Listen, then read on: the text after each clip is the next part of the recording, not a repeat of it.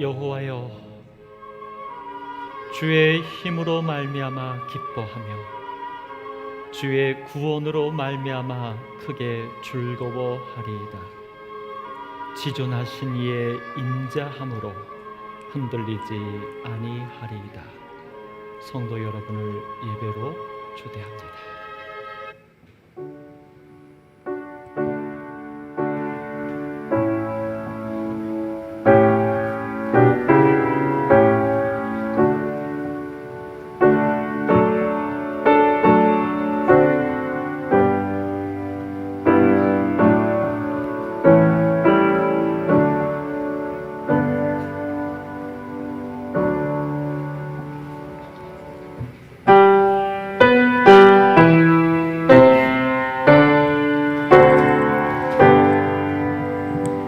성부와 성자 성령 삼위일체 영광 돌려보내세. 태초부터 이제까지 영생으로 성삼위께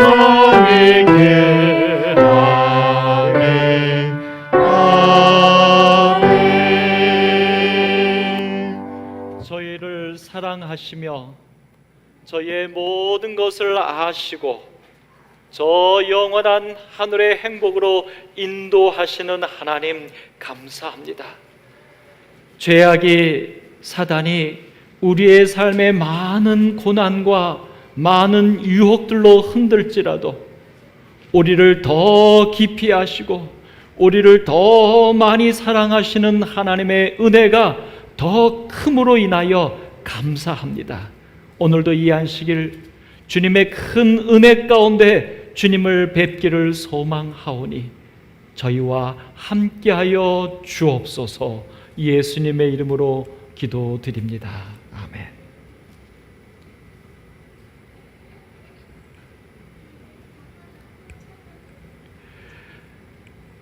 믿음으로 아브라함은 부르심을 받았을 때에 순종하여 장래의 유업으로 받을 땅에 나아갈새 갈 바를 알지 못하고 나아갔으며 믿음으로 사라 자신도 나이가 많아 단산하였으나 잉태할 수 있는 힘을 얻었으니 이는 약속하신 이를 미쁘신 줄 알았음이라. 그들의 이제는 더 나은 본향을 사모하니 곧 하늘에 있는 것이라. 이러므로 하나님이 그들의 하나님이라 일컬음 받으심을 부끄러워하지 아니하시고 아브라함은 시험을 받을 때에 믿음으로 이삭을 드렸으니 그는 약속들을 받은 자로되 그 외아를 드렸느니라. 그에게 이미 말씀하시기를 내 자손이라 칭할 자는 이삭으로 말미암음이라 하셨으니 그가 하나님이 능히 이삭을 죽은 자 가운데서 다시 살리실 줄로 생각한지라. 아멘.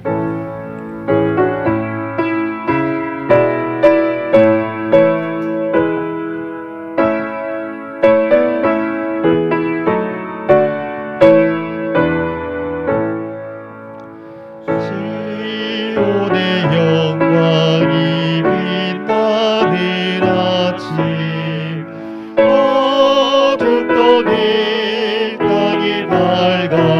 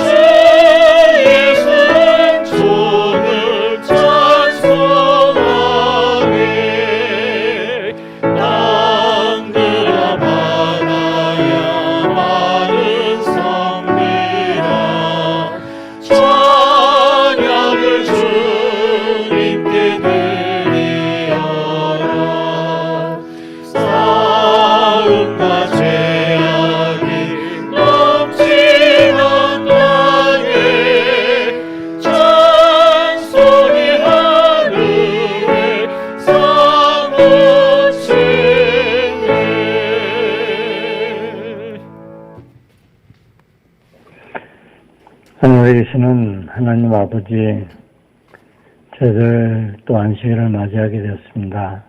이 안식일 주님과 함께 동행하는 그런 안식일 되도록 인도하여 주시옵소서. 코로나로 인해서 함께 모이지 못하지만은 저희들 있는 곳에서 하나님께 경배하며 이 안식일을 보낼 수 있도록 인도하여 주시옵소서.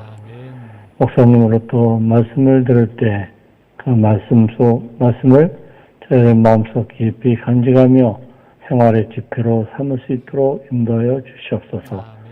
모든 말씀 예수님의 이름으로 기도합니다. 아멘. 어린이 여러분 안녕하세요. 우리 TV 앞에 유튜브 앞에 있는 친구들도 안녕하세요. 오늘 모처럼 우리 혜린이가 아빠랑 함께 교회에 왔어요. 그래서 지호, 진우, 이든이, 그 다음에 혜린이까지 우리 4명의 예쁜 친구들이 지금 앞에 있어요. 자, 오늘 친구들 목사님이 무슨 얘기를 해줄 거냐면 무서운 사람 얘기를 하나 해줄 거예요. 얼마나 무섭냐면 이 사람은요, 목사님도 이 사람만 나타나면 가슴이 쿵쾅쿵쾅쿵쾅 뛰어서 막 숨고 도망가고 싶어요. 어떤 사람이냐면, 잘 보세요. 혜린이도 잘 보세요. 짜자자자자자잔. 야! 무서운 경찰 아저씨야! 도망가자! 경찰 아저씨가 무서울까요? 이든야, 경찰 아저씨가 무서워요? 무서워요? 혜린이는 경찰 아저씨 무서워요? 혜린이는 경찰 아저씨 무서워요? 대답을 못하고 있어요. 경찰 아저씨가 무서울까요? 맞아요. 경찰 아저씨 무서워요. 목사님이 운전하고 가다가 저 앞에 경찰 아저씨가 서 있으면 괜히 막 덜덜덜덜덜 떨린다고요. 그 다음에요, 목사님이 어디 걸어가다가 경찰서가 보이면요, 괜히요 이만큼 돌아서 가요. 경찰 아저씨 무서운 아저씨예요. 맞죠? 우리 경찰 아저씨 한번 나와보세요. 경찰 아저씨, 경찰 아저씨 나와보세요. 여봐요, 얼마나 무섭게 생겼나. 일로 나오세요, 일로 나오세요. 무서워.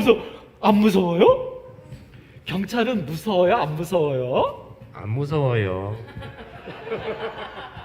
근데 왜 저는 무서워하죠? 경찰 아저씨가 오면 막 수갑 채워서 막 때려서 잡아가는 거잖아요. 죄를 저지른 사람은 무서워하죠. 죄를 저지른 사람. 그러면 만약에 우리 진우가 엄마한테 막 때를 쓰면 어때요? 그럼 안 되죠. 그러면 안 돼요. 만약 이든이가 엄마가 뭐 먹는데 찌라 하고 막 도망가고 누구 때리면 어때요? 그럼 잘못된 행동이에요. 그때는 경찰 아저씨가 무서운 거예요? 그냥 무섭죠. 그러면 그때는 그런 친구들 경찰 아저씨가 막 때려줘요? 아니에요. 아니에요. 그러면 경찰 아저씨가 그런 친구한테 왜 가는 거예요? 어떻게 하려고 하는 거예요?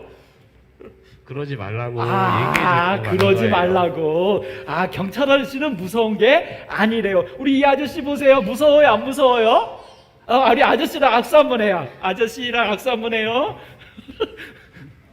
네. 예. 경찰 아저씨는 무서운 게 아니었어요. 얘기한 대로 경찰 아저씨를 무서워하는 사람은 누구냐면 이런 사람만 무서워한대요. 다른 사람의 돈을 훔쳐가는 사람, 다른 사람을 나쁘게 때리는 사람, 이렇게 죄를 지었을 때는 경찰 아저씨가 쫓아가는데, 사실 이때도 경찰 아저씨가 그 나쁜 짓을 한 사람을 막 때려주러 가는 게 아니라, 안 돼, 하지 마, 이건 나쁜 일이야, 너도 착하게 살아 라고 도와주려고 가는 거래요. 여러분, 우리를 도와주시는 분이 계셔요. 누구냐면 하나님이세요. 저기 갈대아 우르라고 하는 곳에 아브라함이 살고 있었는데요, 이 갈대아 우르는 사람들이 너무 많았는데 다 나쁜 짓만 하는 사람들만 있어요. 아브라함은 착하게 살고 싶었어요. 근데 하나님께서 이 아브라함을 착하게 살 수 있는 가나안 땅으로 가라라고 했어요. 그래서 이 아브라함이 엄청나게 긴 길을 아브라함이 걸어갔는데요, 무서웠을까요? 두려웠을까요? 아니에요. 왜냐하면 이 아브라함을 도와주는 하나님이 함께 계셨어요.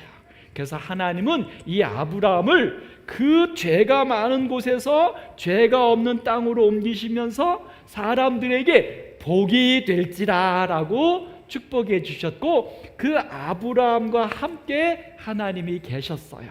하나님은 아브라함을 벌주거나 혼내는 분이 아니라 아브라함을 도와주고 아브라함을 착한 사람으로 살 수 있도록 도와주시는 분이세요. 오늘 하나님이 오늘 우리 어린이들을 그렇게 도와주셔요. 하나님이 여러분을 사랑하십니다. 하나님의 도우심을 받아서 우리 친구들 멋지고 착하고 행복하게 사세요. 감사합니다.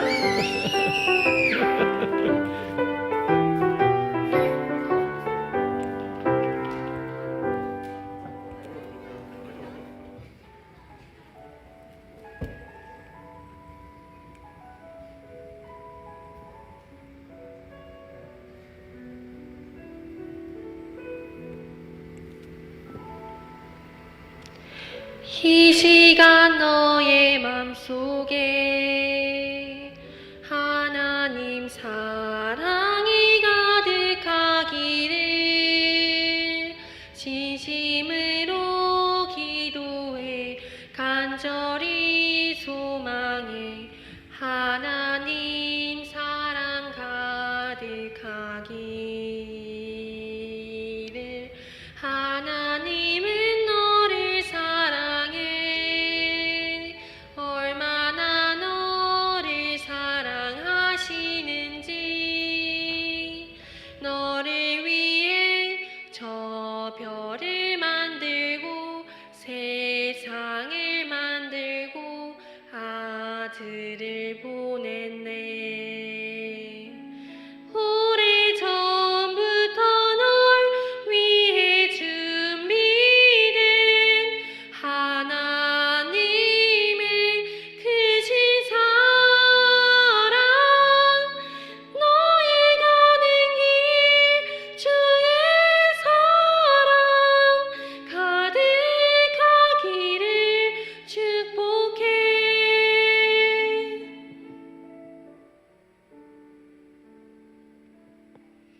하나님은 너를 사랑해. 얼마나 너를 사랑하시는지. 너를 위해 저 별을 만들고 세상을 만들고 아들을 보냈네.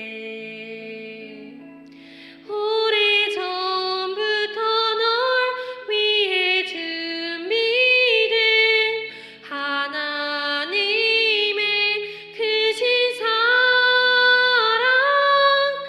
너의 가는 길 주의 사랑 가득하기를 축복해.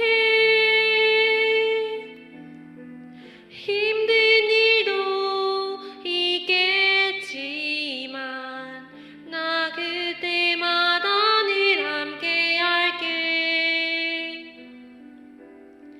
하나님 보이신 큰 사랑으로 나 또한 너를 사랑해.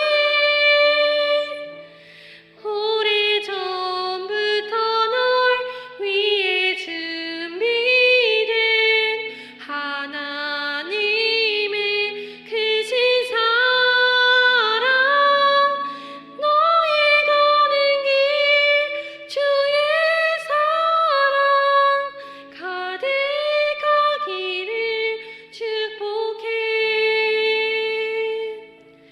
너의 가는 길 주의 사랑 가득하기를 축복해.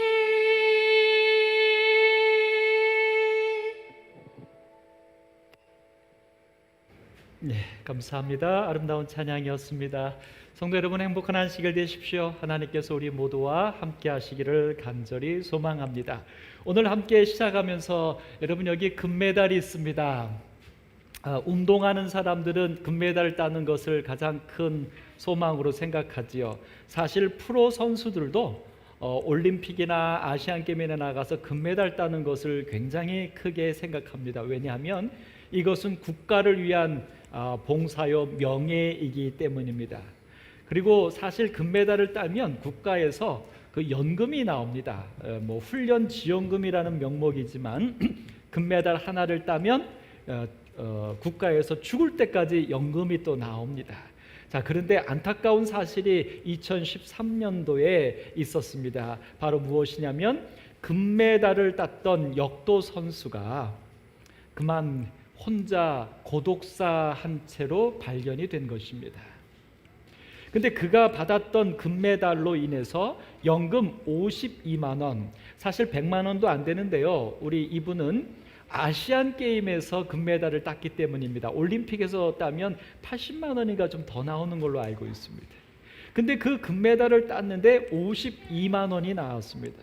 근데 문제는 이 52만 원의 연금을 받았기 때문에 오늘 이분은 국가에서 지원해주는 기초생활수급 대상자가 될 수 없었다는 것입니다.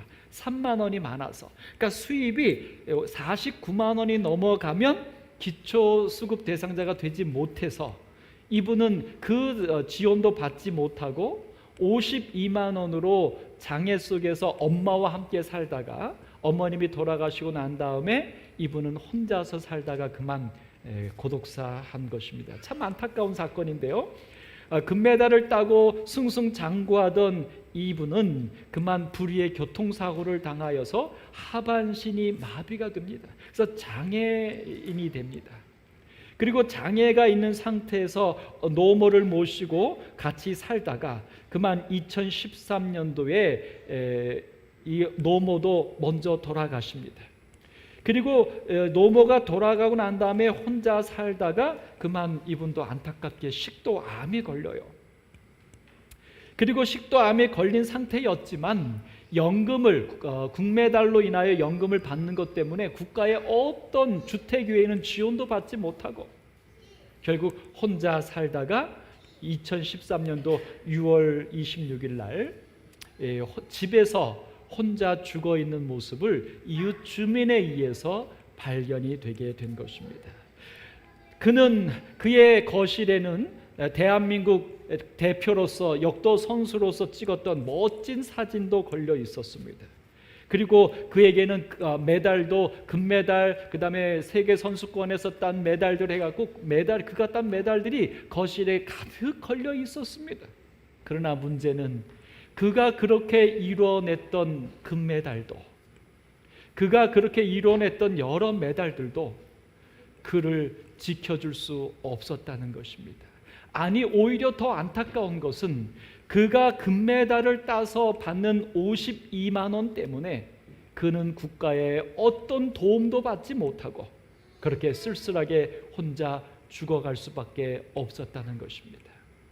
사랑하는 성도 여러분, 우리가 사는 이 세상에서 우리를 지켜줄 수 있는 것은 무엇일까요? 오늘 우리는 매력적인 그리스도인이라고 하는 제목 가운데 두 번째 시간, 이 2월 한 달 동안은 아브라함에 대해서 생각해 볼 것입니다. 그 아브라함이 이 죄악의 세상에 태어나서 살면서 죽을 수밖에 없는 고난의 인생을 살았지만 그가 매력적인 그리스도인으로 믿음의 조상이 될 수 있었던 그 아브라함에게 임했던 삶의 축복이 오늘 우리들의 삶이 되기를 소망하면서 한 달 동안 아브라함을 살펴볼 것입니다. 오늘은 그 아브라함의 첫 번째 시간으로 첫째 주 하나님께서 함께 하신 아브라함을 살펴볼 것입니다. 하나님은 아브라함과 함께 하셔서 그를 너는 복이 될지라고 불러주셨습니다. 오늘 여러분과 저도 불러주시는 그 하나님을 우리가 생각해 보기를 소망합니다. 여러분, 오늘 이 아브라함은요, 금메달을 2개나 딴 사람입니다. 무슨 말이냐면 성경의 금메달 리스트에 기록이 있습니다. 여러분 어딘지 아십니까? 성경에 살았던 위대한 인물들 중에서 금메달 리스트가 기록되어 있는 책이 있는데 히브리서 11장입니다.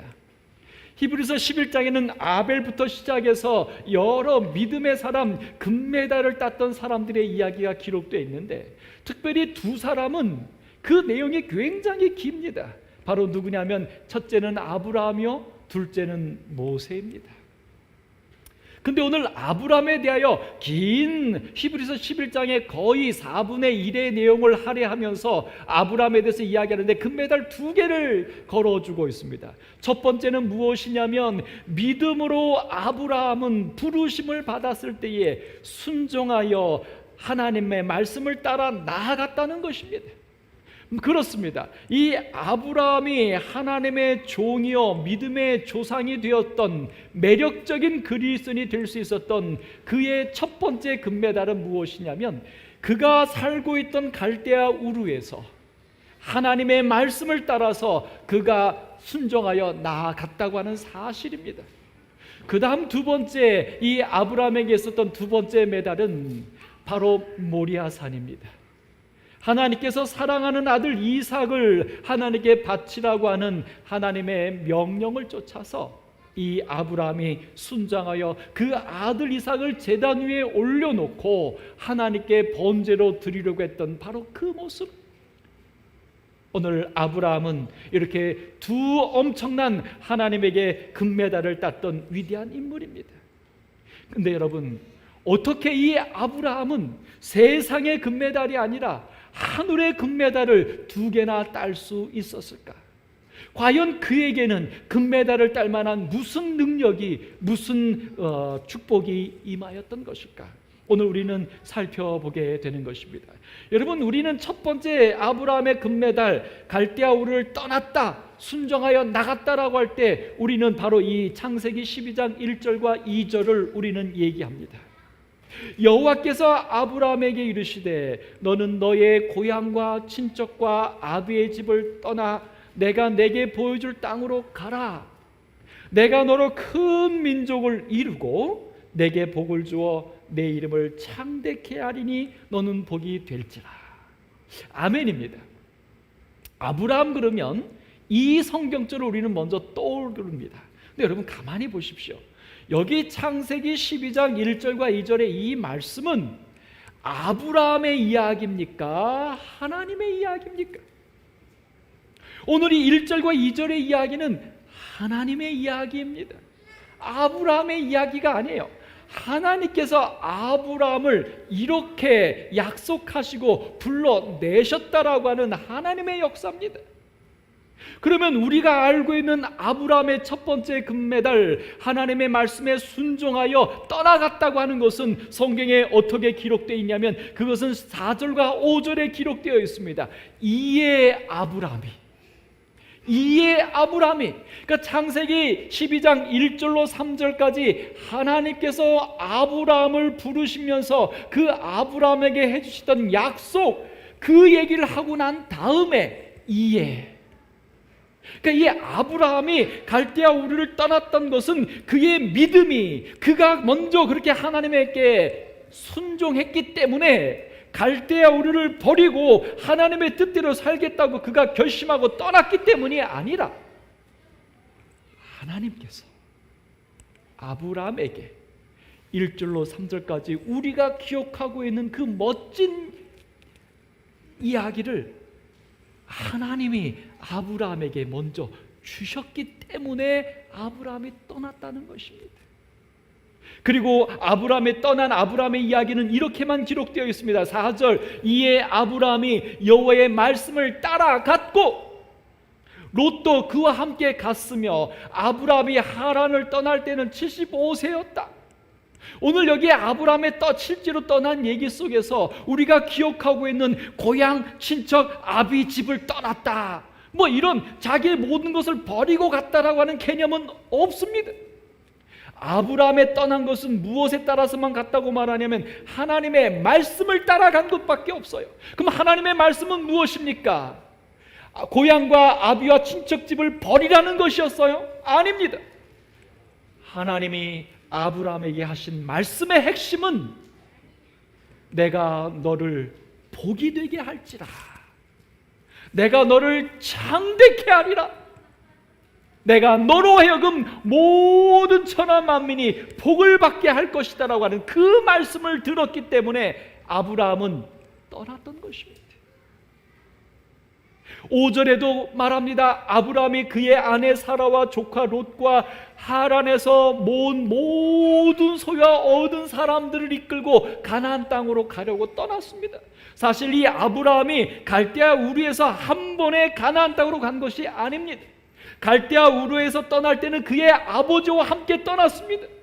그리고 어디에 도착했냐면 하란에 도착했죠. 근데 거기에서 머물며 있는 동안에 아버지가 죽습니다. 아버지가 죽고 났을 때 아브라함은 드디어 가나안 땅으로 다시 제2차 출발을 하는데, 그 2차 출발할 때 여기 성경은 정확하게 이렇게 말합니다. 하란에서 모은 모든 소유와 얻은 사람들을 다 이끌고 간 것이에요. 여러분, 사실 우리는 약간의 오해들을 갖고 있었습니다. 어떤 오해냐면 아브라함이 하나님의 말씀을 온전히 쫓아서 그의 모든 것을 다 버리고 떠났다. 여러분, 아닙니다. 아닙니다. 결국 이 아브라함의 첫 번째 금메달로 히브리서에서 이야기하는 하나님의 말씀에 순종하여 떠났다라고 하는 이 사실은, 사실 이 사실만 가지고 아브라함을 위대하게 이야기할 수는 어렵습니다. 그러면 무엇인가? 바로 이것입니다. 하나님께서 내가 내게 보여줄 땅으로 가라. 사실 아브라함은 금메달을 딸 만한 믿음의 사람이었다라고 보기보다는 아브라함을 향하여 히브리서 11장에 첫 번째 금메달로 그가 그의 고향 친척집을 떠나서 하나님이 지시한 땅으로 갈 수 있었던, 그 아브라함이 금메달을 딸 수 있었던, 믿음의 조상이 될 수 있었던 그 아브라함의 모습은 사실은 아브라함 자체보다도 그에게 역사하고 계신 하나님의 능력이었던 것입니다. 하나님의 축복이었던 것입니다. 하나님의 역사였던 것입니다. 아브라함은 절대로 혼자서 갈대아 우르를 떠날 수 없었습니다. 아브라함은 절대로 혼자서는 하란을 떠날 수 없었습니다. 아브라함이 갈대아 우르를 아버지와 함께 떠나고 하란에서 죽은 아버지를 장사 지내고 그가 모든 것을 가지고 떠날 수 있었던 것은 오늘 여기 하나님께서 내가 내게 보여줄 땅, 내가 너에게 계획한 복이 될지라라고 하는 그 하나님의 역사와 인도하심이 아브라함을 부르셨기 때문입니다. 사랑하는 성도 여러분, 오늘 여러분과 저도 사실 떠나는 것이 쉽지 않습니다. 떠나고 싶은 마음은 있고 떠나야 한다는 것도 알지만 우리는 사실 내 삶에서, 이 세상에서 떠나는 것이 만만치 않습니다. 또 한편으로는 우리는 아브라함 그러면 모든 것을 버리고 가야만 할 것처럼 우리는 그동안의 강박관념 속에 있었습니다만, 사실 아브라함의 삶을 가만히 내려다보니 그가 하란에서 얻었던 모든 소유와 모든 이들을 끌고 그는 가나안으로 간 사실을 보게 됩니다. 사랑하는 성도 여러분, 재림 성도들이시여, 우리는 하늘 가는 백성입니다. 재림을 기다리는 성도들입니다. 남은 자손입니다. 오늘 우리들의 가는 길에 모든 것을 버려야만 하는 것은 결코 아닌 것 같습니다. 오늘 우리는 모든 것을 버릴 필요가 있는 것이 아니라 내게 있는 모든 것을 가지고 하나님의 약속과 하나님의 부르심에 순종할 수 있는 것, 하나님께서 나를 이끄실 때에 그 이끄시는 하나님께 나의 삶을 내어 맡길 수 있는 그것 하나가 아브라함의 믿음이었고 오늘 여러분과 저의 믿음이기를 간절히 소망합니다. 버리려고 하지 마십시오. 우리에게 있는 모든 것들은 사실은 하나님이 은혜로 주신 것입니다. 문제는 그것들로 인하여 떠나가지 못할 때, 하나님의 약속을 바라보지 못할 때, 그것들이 우리의 그런 우상이 될 때 그것이 문제이지, 그것들을 가지고 하나님의 말씀대로 떠난다면 그 모든 것들은 하나님을 위한 축복이 될 것입니다. 오늘 우리 재림 성도들이시여, 남은 자손들이시여, 오늘 하나님이 우리에게 주신 모든 것들 다 거두어서 하나님께 나아가십시다. 하나님이 복이 되라고 하셨던 그 말씀대로 우리의 모든 것들이 세상에 복이 되는 그런 아브라함의 선택이 오늘 여러분과 저의 선택이 되기를 간절히 소망합니다. 여러분, 아브라함은 두 번째 금메달을 받았지요. 바로 모리아산입니다. 모리아산에 올라가서 이 아브라함은 그의 아들 이삭을 제단 위에 올려놓고 칼을 들어 그를 잡으려고 합니다. 이 장면 속에서 하나님께서는 내가 내 아들 내 독자까지도 내게 아끼지 아니하였으니 라고 하면서 한 말씀을 주십니다.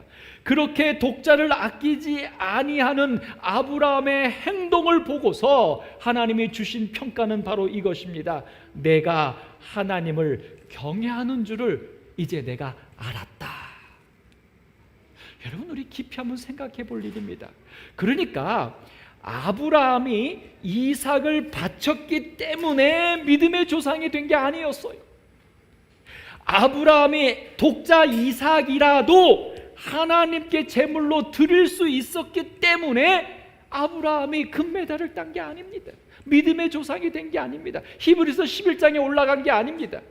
아브라함의 그 행동을 통하여 무엇을 하나님이 드디어 아시게 됐냐면, 아니죠. 사실은 온 우주에 있는 모든 거민들과 사실은 아브라함을 공격하고 유혹하는 사탄마저도 더 이상 항거할 수 없는 무엇을 알게 됐냐면, 아브라함은 하나님을 경외한다는 사실입니다.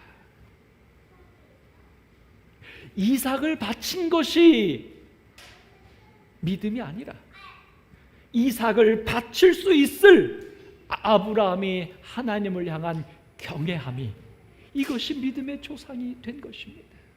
사랑하는 성도 여러분, 아들 이삭을 바칠 수 있습니까? 아니요. 이렇게 질문을 드려야죠. 사랑하는 성도 여러분, 하나님을 진심으로 경외하십니까? 오늘 이 아브라함이 이삭을 이렇게 하나님께 바칠 수 있었던 부분에 대하여 우리는 성경을 통하여 함께 그 아브라함의 생각을 좀 읽어볼 수 있습니다. 우리가 아는 것처럼 이 아브라함은 하나님의 명령을 받고 다음날 새벽에 일어나서 이 이삭과 함께 길을 떠납니다. 그리고 이제 사흘길이 지난 다음에 마지막 순간에 종들을 다 남겨두고 이삭에게 그 제단에 바쳐질 그 장작을 짊어지우고서 둘이 올라갑니다. 올라가는 길에 아들이 아브라함에게 질문하죠. 아버지요, 드릴 번제단에 이 나무는 있는데 재물은 어디 있습니까? 이때 아브라함이 그 아들에게 말합니다. 여호와께서 하나님이 자기를 위하여 친히 준비하시리라.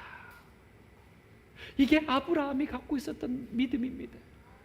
그리고 이제 실제로 올라가서 그 제단 위에 올려진 것, 하나님이 준비하신 것은 무엇이냐면 이삭 자신이었습니다. 아마 어느 순간인가 아브라함이 이야기하겠죠. 하나님이 준비하신 그 어린 양 이삭 제물은 바로 너야. 그래서 이삭이 제단 위에 올려집니다. 하나님이 준비하셨다는데 이삭이 어떻게 거절합니까?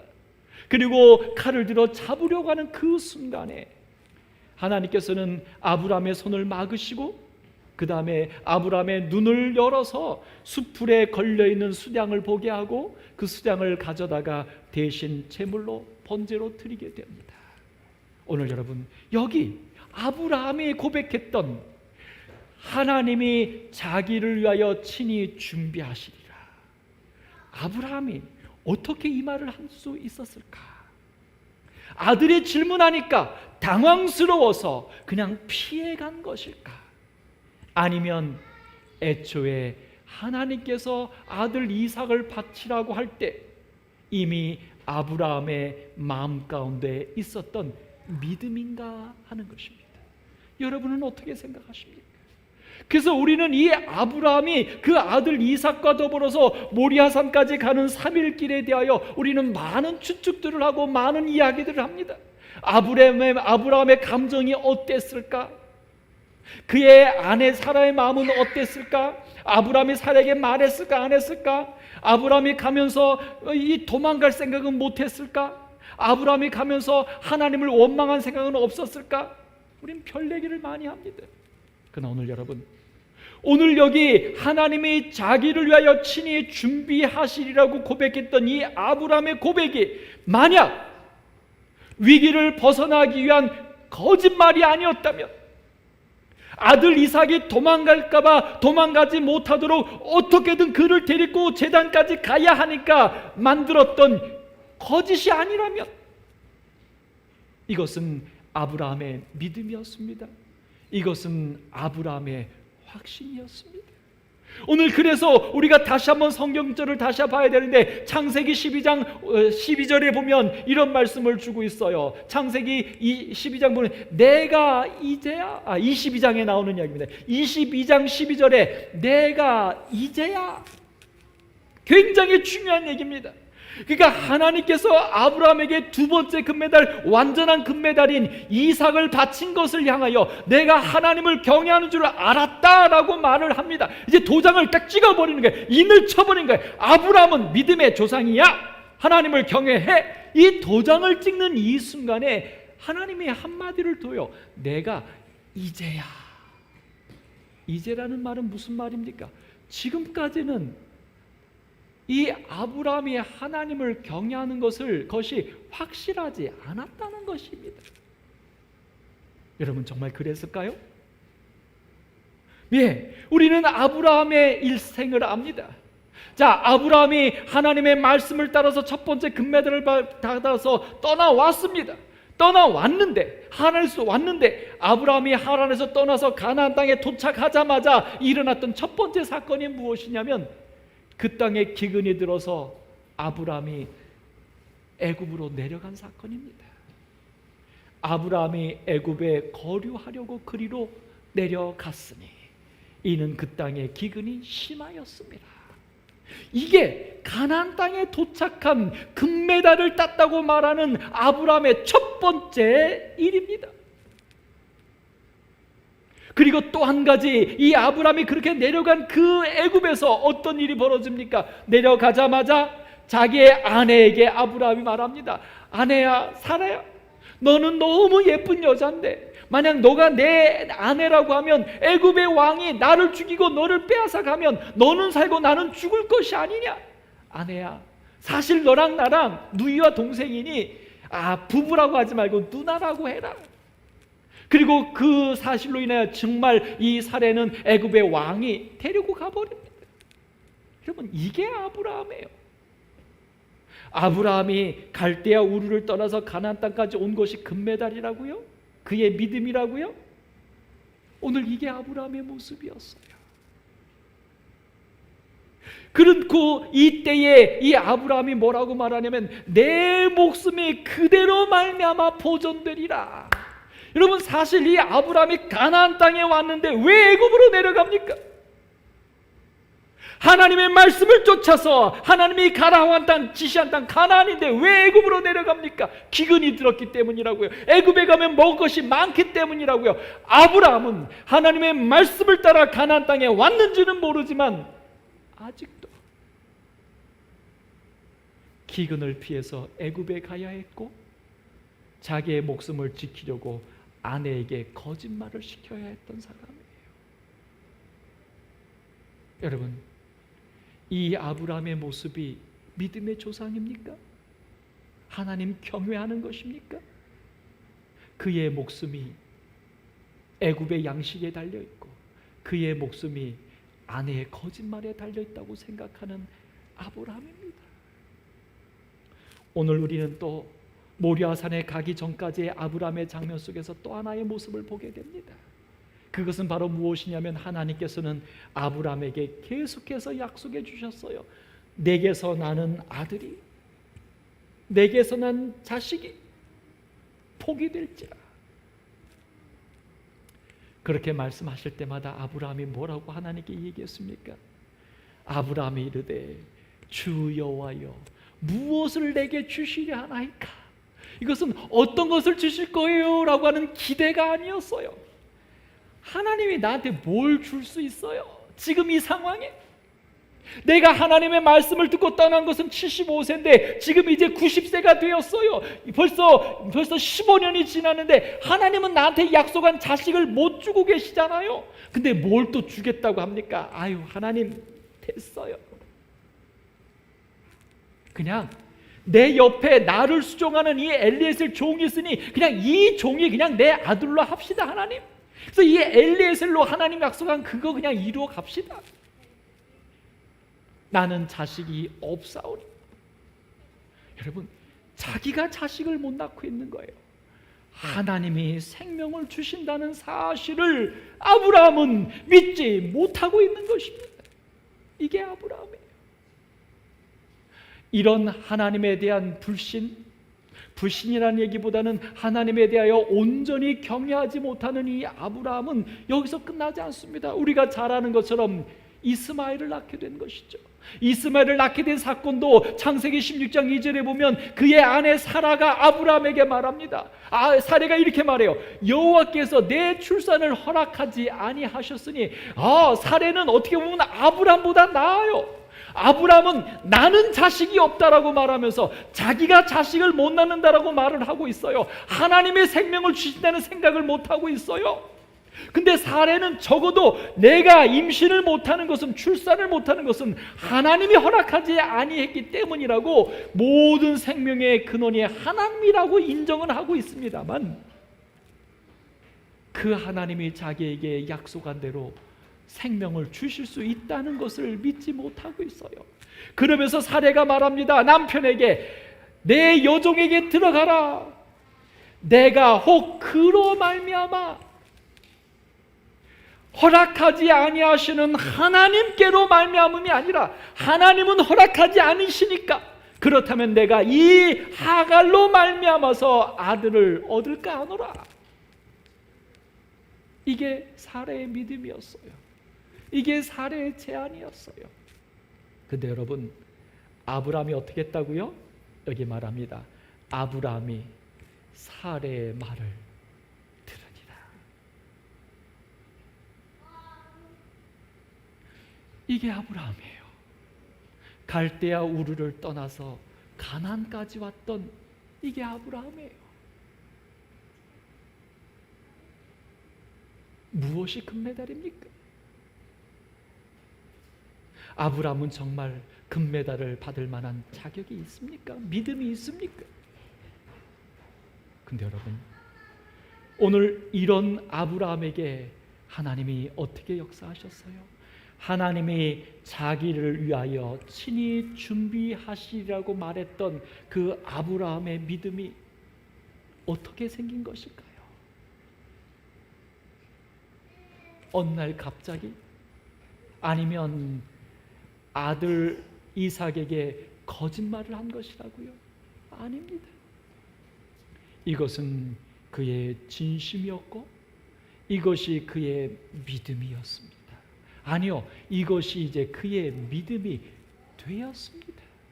내가 이제야 너가 나를 하나님 경외함을 알게 되었다라고 말씀하셨던 그 핵심이 바로 이 이야기입니다. 그렇다면 이 아브라함이 애굽에 내려가서 먹을 것을 얻어야 했고 아내의 거짓말로 자기의 생명을 지켜야 했고 엘레셀이나 혹은 이스마엘이나 하면서 하나님을 창조주로 생명의 주인으로 약속하신 것을 이루시는 미쁘신 하나님으로 경외하지 못했던 그 아브라함이 오늘 어떻게 하나님이 자기를 위하여 친히 준비하시리라고 하는 이 믿음의 이야기, 하나님을 경외하는 이 이야기를 아브라함이 할 수 있었던 것일까요? 바로 그렇습니다. 바로 이삭입니다. 이삭입니다. 이삭을 통하여 아브라함은 하나님이 누구신지를, 그저 갈대아 우르의 범죄가 만연한 도시에서 정말 선하고 착하게 살고 싶은 거룩한 삶에 대한 소망을 가졌던 아브라함을 하나님께서 불러내셔서 가나안 땅에 살게 하시면서 그의 평생 동안 아브라함과 함께 해주셨던 그 하나님의 임재하심이 오늘 드디어 이 아브라함으로 하여금 하나님이 누구신지를, 하나님이 어떤 분이신지를 드디어 그는 깨닫게 된 것입니다. 오늘 히브리서 11장 19절에는 말합니다. 하나님이 능히 이삭을 죽은 자 가운데서 다시 살리실 줄로 생각한지라. 이게 아브라함의 믿음이 되었습니다. 아브라함이 이렇게 이삭을 하나님께서 바치라고 해서 모리아산에 바쳤어도 바칠 수 있었던 것은 바로 아브라함이 이런 믿음이 생겼기 때문인 것입니다. 어떤 믿음이냐면 하나님은 선하시다는 게 아니라 하나님은 창조주요 생명의 주인이란 사실을 아브라함이 드디어 확신하게 된 것입니다. 확신하게 된 것입니다. 누구 때문에요? 이삭 때문에요. 이삭이 언제 태어났습니까? 그의 아내가 경수가 다 끊어진 다음에. 사례는 하나님께서 주시지 않았다고 말하는데, 여러분 정말 하나님이 아브라함을 이렇게 인도하시려고 임신을 막으신 것일까요? 여러분 절대로 하나님 그렇게 괴팍하신 분 아니세요. 결과를 위하여 수단과 방법을 가리지 않는 악한 분이 하나님이 아니셔요. 오늘 이 사례가 임신하지 못한 것은 하나님이 막으신 게 아니라 분명 의학적으로 아브라함과 사례 속에 어떤 의학적인 문제가 있었기 때문인 것입니다. 그런데 그래서 더 이상의 임신이 되지 못하는 상황 가운데서 임신이 된 것은 하나님의 은혜요 축복이었던 것입니다. 하나님이 막아서 궁지에 몰아넣은 다음에 봐 내가 하나님이야 라고 자신을 드러내기 위한 하나님의 잔꾀가 결코 아닌 것입니다. 오늘 아브라함은 그 사실을 분명히 알았던 거예요. 만약 여러분 생각해 보십시오. 아브라함이 하나님께서 자식을 주실 수 있는데도, 우리는 자식을 잉태하여 낳을 수 있는데도 하나님이 우리를 일부러 자식을 못 갖게 25년 동안 막았다고 하면 여러분 하나님이 감사하겠습니까? 그런 하나님이 고맙겠습니까? 힘들지요. 무섭지요. 근데 아브라함이 이삭을 낳은 다음에 그는 알았던 것입니다. 하나님은 생명의 창조주라는 사실을. 이 사실을 분명하게 깨달은 아브라함은 그 다음부터는 절대로 애굽을 의지하지 않았고 거짓말을 의지하지 않았고,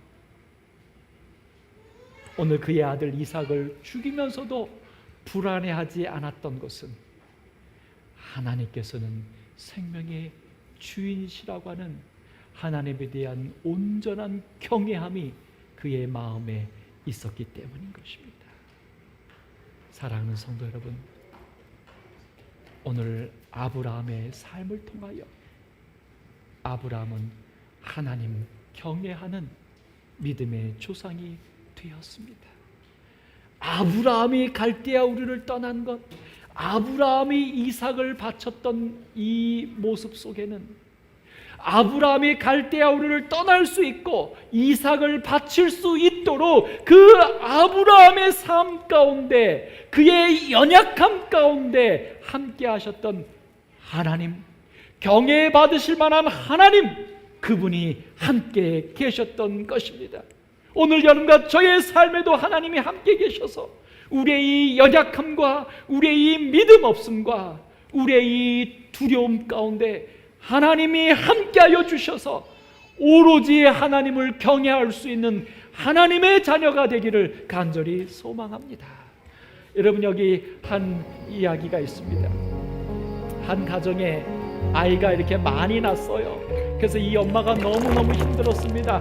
아들 세 쌍둥이에 그의 형 하나, 아들 4명을 키우는 이 엄마가 얼마나 전쟁을 치르며 힘들었겠습니까? 정말 사는 게 전쟁이었죠. 근데 어느 날 밤 카펫에 파란 얼룩을 발견합니다. 사실 이 얼룩은 세 쌍둥이 중에 한 명인 아들이 파란색 잉크를 갖고 놀다가 그게 터져가지고 그 카펫에 묻었고 그의 얼굴과 그의 옷에 다 묻었습니다.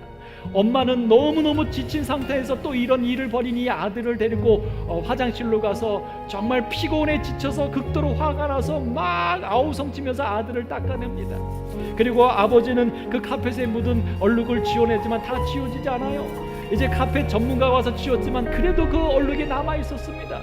그런데 이것이 더 이상 그에게는 문제가 되지 않았는데, 그렇게 터졌던 그 아들이 바로 다음 날 암 선고를 받은 것입니다.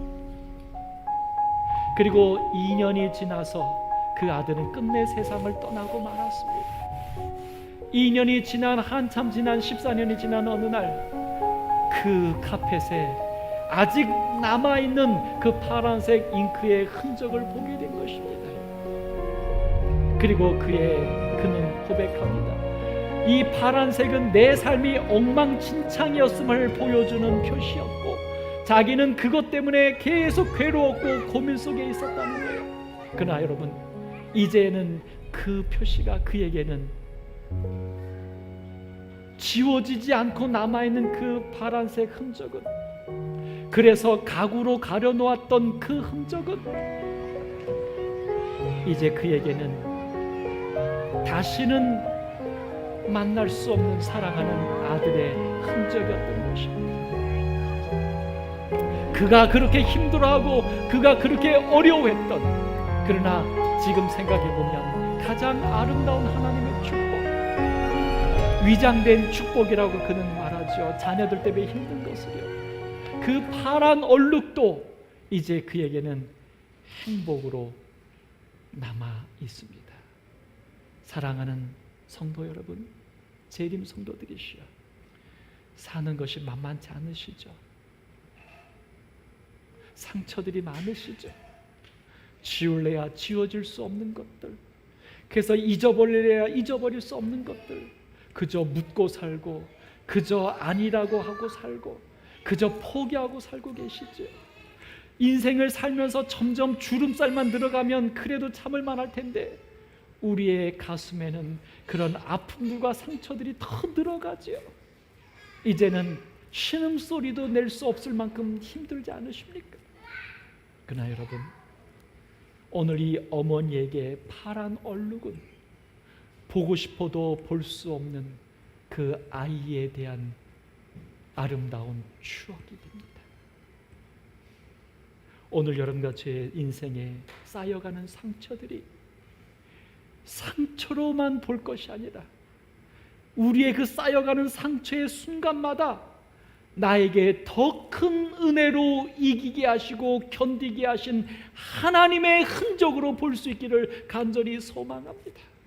아브라함의 믿음으로 떠나왔고 모리아산에 이삭을 바쳤던 것은 아브라함의 수고와 상처이지만 아브라함이 그렇게 할 수 있도록 더 큰 은혜와 축복으로 함께 하셨던 하나님의 역사였던 것처럼, 오늘 여러분과 저의 삶에 많은 아픔들이, 많은 상처들이 우리의 수고와 고통의 상처만이 아니라 그것보다 더 크게 우리와 함께 인도해 주셨던 하나님, 우리와 함께 하신 하나님의 흔적인 것을 인하여 감사할 수 있게 되기를 간절히 소망합니다. 그렇습니다. 인생의 모든 경험은, 상처는 하나님이 함께 하시는 축복, 그것입니다. 오늘 아브라함의 믿음이 오늘 여러분과 저의 믿음이 되기를 바라면서 말씀을 마치겠습니다. 함께 찬양하겠습니다. 갈 길을 밝히 보이시니.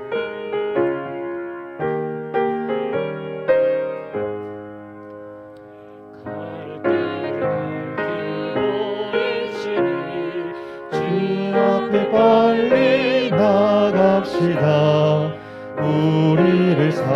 강하시는 주 오노라 하시네. 죄악 벗은 우리 영혼은 기뻐되며 주를 보냈네. 전국에 계신 주 예수를 영원히 모시리.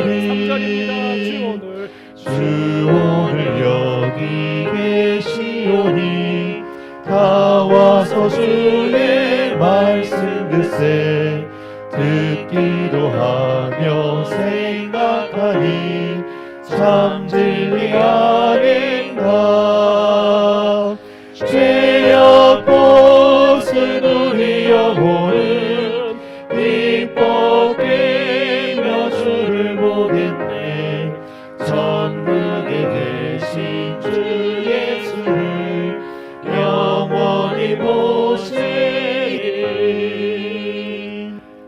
저희를 사랑하시는 하나님, 저희를 인도하여 주시는 예수님, 저희의 연약함과 저희의 상처를 다 감싸주시는 성령님, 오늘 저희들의 삶에 견딜 수 없는 고난과 상처들 속에서 정말 지워버리고 싶고 다시 살아보고 싶은 우리의 인생의 많은 아픔들 속에서 저희들을 더 이상 고통해 하지 않도록, 그런 우리들의 삶 속에 더 큰 은혜로, 더 큰 축복으로 함께 하셨던 하나님을 보게 하여 주옵소서. 오늘 우리도 갈대아 우르를 떠날 수 있도록 하나님이 함께 하셨음을 감사하게 하여 주시고, 모리아산에 오를 수 있도록 우리를 위하여 대신 십자가에 오르신 예수님을 우리의 삶 속에서, 고통 속에서 보게 하여 주옵소서. 내가 이제야 하나님 병해하는 줄을 알았다라고 감격해 하시는 하나님의 그 탄성이 이제는 오늘 우리 재림 성도들, 우리 오남 성도들, 우리 남은 자손들을 향하여서도 그 하나님의 탄성이 외쳐지게 하여 주옵소서. 예수님의 이름으로 기도드립니다. 아멘.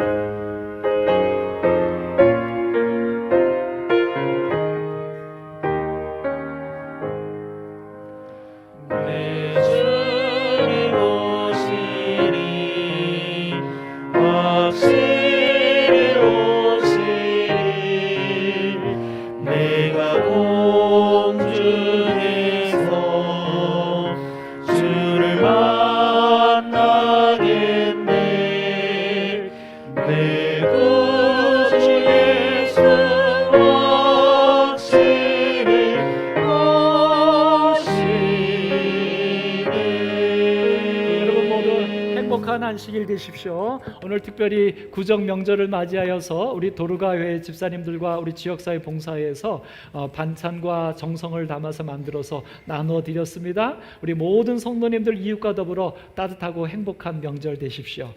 그리고 우리 화요일과 금요일 저녁 우리 다니엘서와 요한계시를 공부하고 있습니다. 말씀드린 대로 교회에 그 통신 과목 책자를 가져다 놓았습니다. 원하신 분들은 오셔서 책을 가져가셔서 우리 화요일 금요일 예배 드릴 때 더 깊이 있는 성경 연구가 되셨으면 좋겠습니다. 그 다음에 우리 이 코로나 와중에도 졸업한 친구들이 있습니다. 네, 우리 중학교를 졸업한 최서연, 김채민 학생, 자 여기 예쁜 교회에서 선물을 준비했습니다. 축하합니다. 박수 짝짝짝짝. 그 다음에 우리 초등학교를 졸업한 또 두 친구가 있습니다. 곽시원, 그 다음에 임소희, 두 친구들에게도 교회에서 예쁜 선물을 준비했습니다. 여러분 수고 많이 하셨고요. 하나님께서 인도해 주시기를 바랍니다. 여러분 모두 행복한 안식일 되십시오. 감사합니다.